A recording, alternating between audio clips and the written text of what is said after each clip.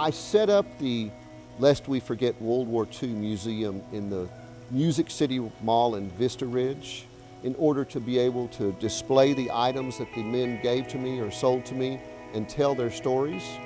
I keep the gate down so that people don't wander in and steal my items, but as and when people call me or see me and request tours, I happily open the gate and bring them in and give them personal tours depending on their interest, and show them and explain to them basically each item that I have in the museum. Some days no one calls, some days I give 4 or 5 tours.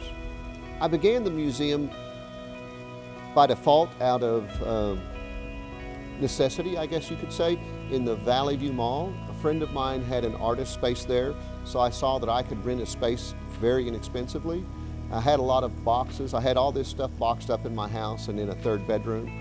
I took the items to the mall and began to unpack them. It was like Christmas because I had many, many boxes and I hadn't opened it a long time.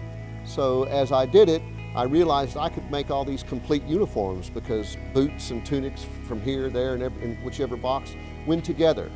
I started to cobble together these uniforms on mannequins, and before I knew it, I had a small army.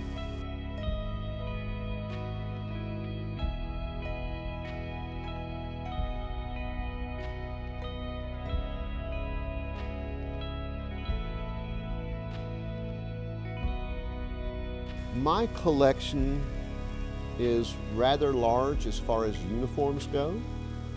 I have 75 mannequins in here, fully dressed, and I have uniforms for probably another 50 or 60 at least. I have many helmets and accoutrements, etc. Some things that I don't like to display because I don't want them stolen. I have a lot of stuff that I got from the veterans. All my life, I sought out the veterans. The men had a specific demeanor about them, and obviously from an age group.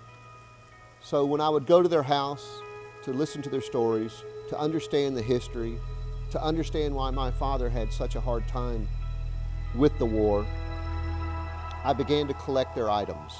Some of them are very, very rare and very significant.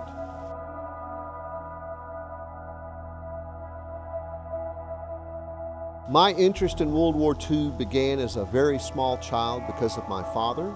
He was the first draft pick out of Fort Worth in 1940 in the Texas 36th Infantry Division. This is what he looked like before they sent him to Africa. They called him Happy Jack.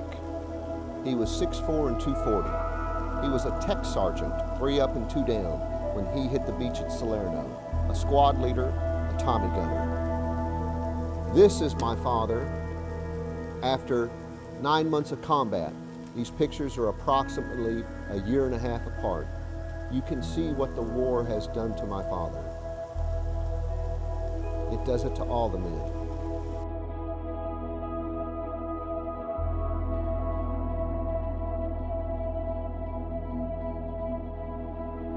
I have spoken to so many veterans, American and German, to try and understand how we could fight each other the way we did, to ask the Germans why they did what they did. One fellow, Kurt Finke, who gave me his shoulder boards that he wore throughout the war. He told me that after a couple of weeks of fighting in Russia, once it started to get hard, one of the men in his outfit mentioned to the other guys, they were enlisted men, "This is crazy. Napoleon couldn't beat Russia. Why does Hitler think that he can beat Russia?" One of the men in the outfit thinked him out to the officers. The officers pulled him out of the group, court-martialed him that night, made the entire company come to attention at 5 a.m. in the morning. They stood that man up against a tree and shot him for undermining the fighting morale of the soldiers. Kurt Finke told me at that point it was better to take your chances fighting the Russians than it was to go against the Nazi officers. As in any war, you don't get to pick your battles. These men were drafted. If you didn't know that the man was a German, you couldn't tell. He looks just like us, acts just like us. I never met a German soldier that wasn't a good man. Good to me anyway.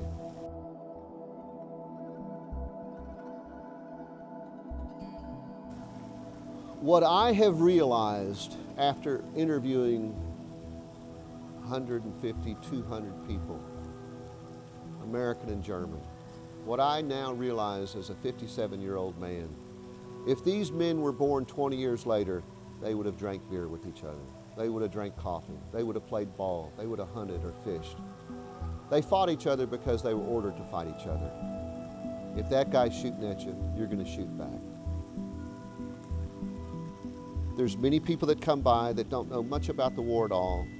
I give them tours and tell them the men's names.